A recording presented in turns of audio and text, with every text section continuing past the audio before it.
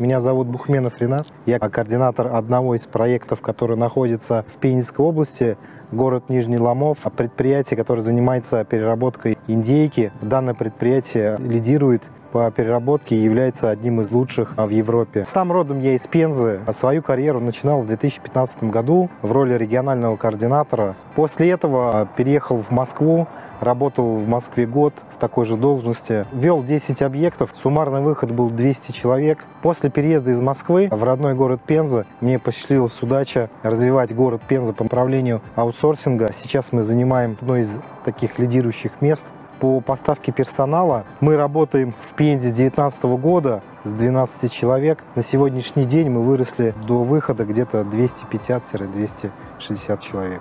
Набираем персонал для работы на завод по переработке индейки разнорабочих. Люди занимаются здесь от забоя до укладки сосисок. Работа различная. Кто-то стоит на линии за конвейером, кто-то стоит за каркасами, обрабатывает, а кто-то занимается, соответственно, забоем птицы. Работают у нас люди разных национальностей, граждан России, Казахстана, Белоруссии. То есть рады видеть всех, ко всем относимся очень хорошо. Условия зарплаты на данном объекте очень достойные. Люди приезжают, мы вот здесь уже работаем не первый месяц, соответственно, уже первые люди начали получать свои зарплаты. Зарплаты очень довольны, и мы уже понимаем, что за этот короткий промежуток времени очень много людей хотят к нам вернуться и продолжить работу. Хочу добавить, что на данном проекте присутствует трехразовое питание. Комплексный обед на предприятии, завтраки и ужины мы уже привозим на место проживания. Поподробнее расскажу про проживание. Сейчас мы проживаем недалеко от предприятия, примерно где-то 10-15 минут езды.